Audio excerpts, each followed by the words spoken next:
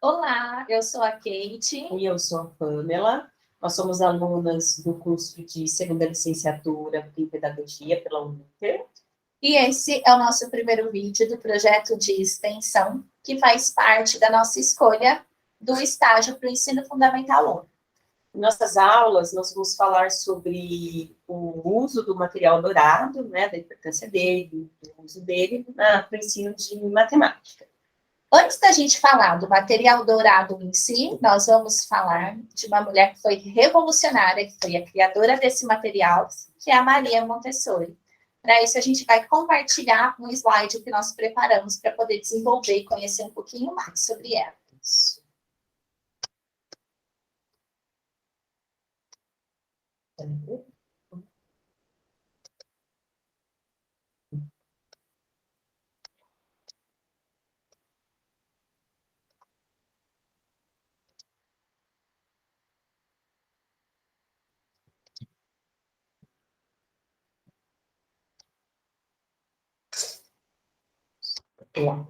Vamos lá. Primeiro, que essa grande mulher, conhecida como Maria Montessori, o nome dela, na verdade, é Maria Tecla Artemisia Montessori. Ela nasceu na Itália, em 31 de agosto de 1870, com seus pais, Alessandro Montessori e Remilde Stoppani. O pai da Maria Montessori, só para complementar, ele era um funcionário público e a mãe era uma intelectual. Então, desde muito jovem, a Maria Montessori sempre teve um incentivo para o estudo, né? O tanto que, olha só o que ela se tornou. Sim. Quando acho que a família traz esse incentivo para a criança, a tendência é que ele leve isso para a prática profissional, né? Para a vida, como o que aconteceu com a Maria. Ela resolveu estudar medicina pela Universidade de Roma, sendo a primeira mulher a se tornar médica na Itália. Isso porque, na verdade, ela contrariou inicialmente uma orientação do pai, porque o pai gostava, né, queria que desde o início ela seguisse o ramo da educação, mas ela desde muito nova se interessou pelo ramo aí da medicina e se tornou a primeira médica mulher da Itália. Contudo, como era um período muito difícil, ela foi proibida de exercer a profissão de médica. Porque não era aceitável que uma mulher examinasse um corpo de um homem. Então, ela não pôde aplicar aí a profissão, exercer a profissão de médica, que ela estudou para isso, né?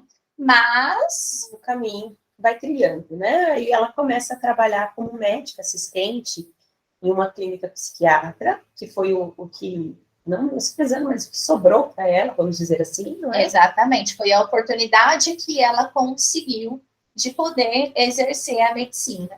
Então, o início foi como uma médica assistente da clínica psiquiátrica, que trabalhava com crianças que precisavam de cuidados especiais. Não necessariamente deficientes, mas toda criança que tinha alguma dificuldade de aprendizado naquela época era encaminhada para as clínicas psiquiátricas.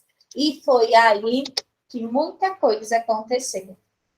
Isso. No documentário que nós vamos passar, um recorte desse documentário, vocês vão ver um pouquinho essa relação dela, quando ela começou a trabalhar como assistente na clínica psiquiátrica, e o que motivou a sua decisão em modificar, né, essa forma de ensinar. Exatamente. Então, vamos um pouquinho assistir um pedacinho desse documentário.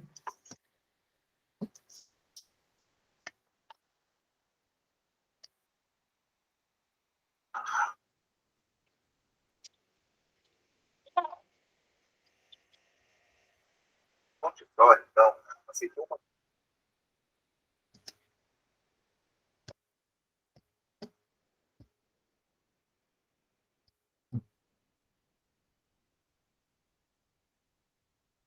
Com essa parte esse recorte do documentário, Então, nós podemos ver que a Maria Montessori, aos poucos, ela criou uma nova forma, inclusive dos médicos, a verem e a lidarem com essas crianças, né, do hospital psiquiátrico. Com uma sensibilidade muito grande, né? Que ela já tinha com a parte da medicina, mas que se respingou, que foi consequente também dentro da educação. Sim, e ela, então, ela seguiu os seus estudos embasado nas obras de médicos e educadores franceses, que são o Jean Guittard e o Eduardo Seguin. Aos 28 anos, ela defendeu a tese de que o atraso que essas crianças tinham, né, essas crianças especiais tinham, era por ausência de um estímulo de materiais que estimulassem o desenvolvimento cognitivo delas. Essa tese, ela foi defendida no Congresso Médico Nacional em Turim, e foi aí a grande virada na vida de Maria Montessori. Então, uma das frases, né, um dos pensamentos que foi muito forte é que ela verificou que as crianças aprendiam mais pela ação do que pelo pensamento. E isso trouxe muitas mudanças que a gente pode aplicar, inclusive nos dias de hoje. Para complementar os estudos dela, né, os conhecimentos, ela vai buscar auxílio naquilo que era o desejo do pai já, não é? Na pedagogia. E aí ela passa a se dedicar integralmente à educação. Em 1907, ela começou o seu trabalho com crianças sem necessidades especiais. Então, foi somente aí que ela percebeu o grande avanço que ela conseguiu com as crianças do hospital psiquiátrico, que exigiam adaptações aí na educação, e daí ela falou, bom, se deu certo com essas crianças que precisavam aí de adaptações, né, de cuidados especiais aí para a educação, então ela começou a levar esses materiais para trabalhar com crianças que não precisavam de necessidades especiais.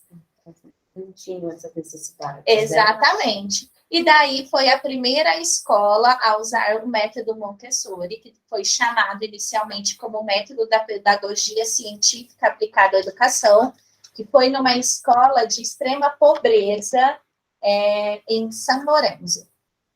E, de alguma forma, também essas crianças, elas não tinham necessidades cognitivas, né? Mas uma necessidade emocional muito grande. Com certeza, que faz também, querendo ou não tem como separar uma coisa da outra. Tudo está interligado. O método Montessori, ele respeita a individualidade e as necessidades da criança, porque ele parte do princípio da liberdade com responsabilidade, compreensão e respeito. Respeito pela forma daquela criança pensar, dela agir, não é? O limite dela de compreender a determinada situação. Então, a base é esse respeito. E, principalmente, ver que nenhuma criança tem que aprender necessariamente da mesma forma que outra, né? Com o passar dos anos e muitos estudos aí na área de pedagogia, a gente vê que tem crianças que aprendem, sim, ouvindo, mas outras têm a necessidade de praticar, a outras têm a necessidade do uso do material concreto, né? Ou de explicar. Então, precisamos aplicar isso na educação para respeitar esse desenvolvimento particular de cada indivíduo. Como a Kate falou, não é? Esse sucesso que teve com essa primeira escola, outros colégios, outras escolas começaram a se basear no método Montessori.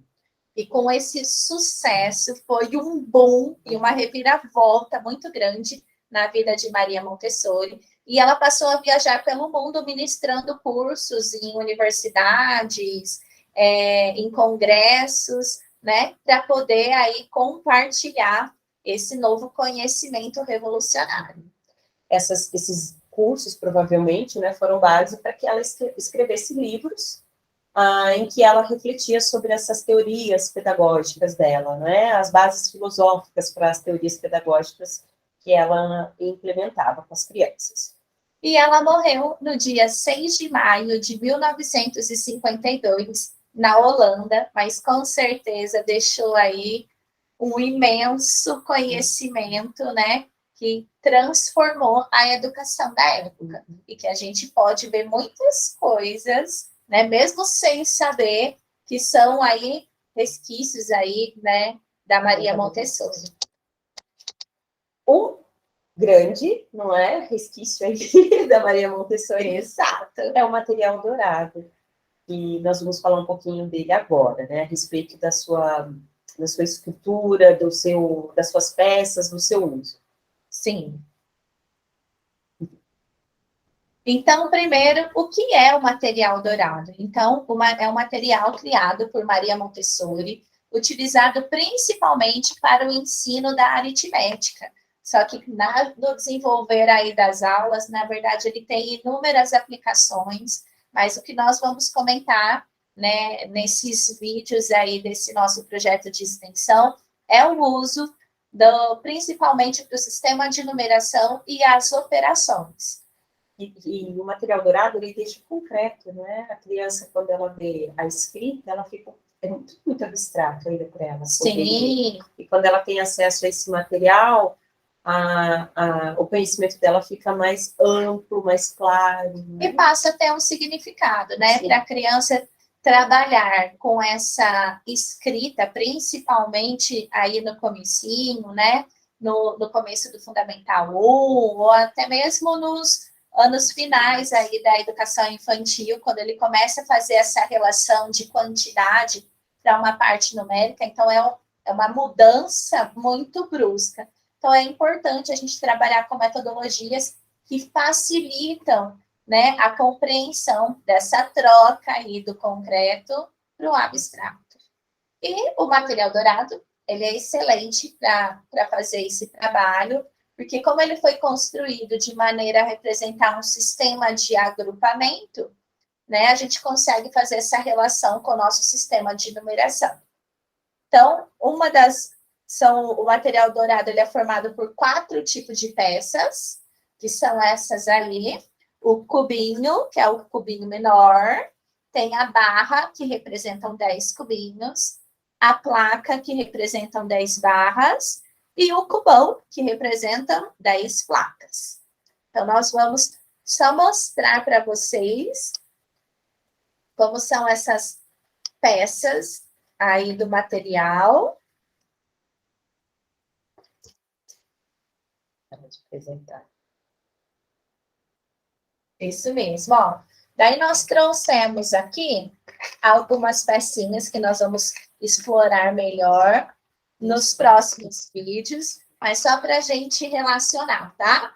Então, esse, ó, é um cubinho. Esse material geralmente é feito de madeira, ou EVA, ou até mesmo desenhado no papel, só que daí a gente acaba não tendo dos desenhos no papel, fica um pouquinho mais difícil para a criança relacionar o cubão, que calma que nós chegaremos lá, tá? Então, assim como no nosso sistema de numeração, que ele é decimal e posicional, relacionar essas peças, as quantidades, contribuem muito. Então, esse é o cubinho e ele representa uma unidade. Quando nós temos 10 cubinhos, 10 unidades, nós fazemos uma troca pela barrinha. Barrinha. Então, nós temos aqui 10 unidades, mas que vão representar uma dezena. Uma dezena. E quando nós temos 10 barras, que são 10 dezenas, nós teremos uma placa, tá? Então, a placa que representam 10 barras, 10 dezenas ou 100 unidades. E quando nós temos 10 placas, olha só, que linda. 10 placas, que são 10 centenas, nós passamos a ter um cubão que representam 10 centenas, certo? Ou 1000 unidades. certo? E é isso que nós vamos desenvolver um pouco mais nos nossos próximos vídeos. Agradecemos a participação de todos e a gente espera ter contribuído um pouquinho. Muito obrigada. E até a próxima. Tchau, tchau.